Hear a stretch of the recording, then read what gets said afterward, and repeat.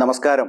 ഓഹരി വിപണി നിയന്ത്രണ സ്ഥാപനമായ സെബിയെ നയിക്കുന്ന മാധബി പുരി ബുച്ച് ഒരേ സമയം രണ്ട് സ്ഥാപനങ്ങളിൽ നിന്ന് ശമ്പളം വാങ്ങിയെന്ന ആരോപണം വീണ്ടും ശക്തമായി.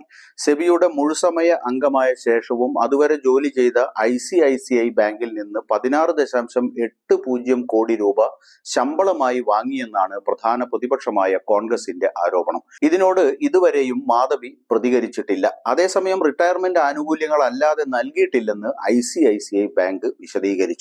54-ാം ചട്ടം ലംഘിച്ചതിന് മാധബി ബുച്ച് രാജിവെക്കണമെന്ന് കോൺഗ്രസ് ആവശ്യപ്പെട്ടു.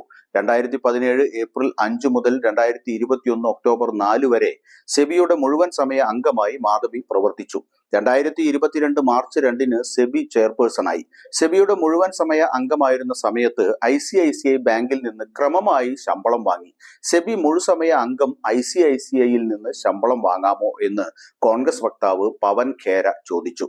സെബിയിൽ നിന്ന് കിട്ടിയ 3.3 കോടി വരുമാനത്തിന്റെ 5 ഇരട്ടിയാണ് ICICIയിൽ നിന്ന് കിട്ടിയതെന്നും ഖേര ചൂണ്ടിക്കാട്ടി.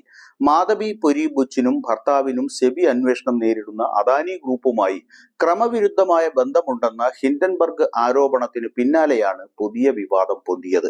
മാധബിക്കെതിരായ ആരോപണങ്ങളിൽ പ്രധാനമന്ത്രി നരേന്ദ്രമോദി മൗനം പാലിക്കുന്നതിനെ കോൺഗ്രസ് വക്താവ് ജയറാം രമേശ് ചോദ്യം ചെയ്തു. സെബി അധ്യക്ഷയെ പ്രധാനമന്ത്രി സംരക്ഷിക്കുന്നുവെന്നാണ് അദ്ദേഹത്തിന്റെ ആരോപണം.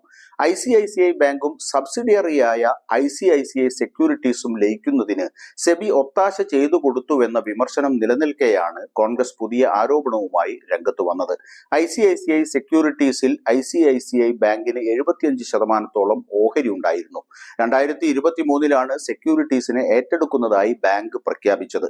സെക്യൂരിറ്റീസിലെ 100 ഓഹരിക്ക് പകരമായി ബാങ്കിന്റെ 67 ഓഹരികളാണ് വാഗ്ദാനം ചെയ്തത്. സെബിയുടെ മാർഗനിർദ്ദേശപ്രകാരം വാങ്ങുന്ന ഓഹരിയുടെ ന്യായവില ഉറപ്പുവരുത്തേണ്ടത് ലേല നടപടികളിലൂടെയാണ്.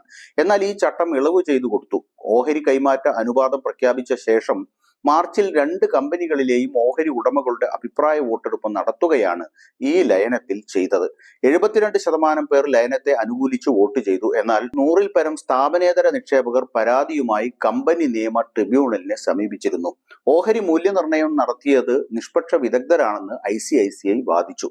ചുരുക്കി പറഞ്ഞാൽ ഹിൻഡൻബർഗ് ഉയർത്തിയ വിവാദം അങ്ങനെയൊന്നും കെട്ടടങ്ങില്ലെന്ന് വ്യക്തമാക്കുന്നതാണ് സംഭവ വികാസങ്ങൾ.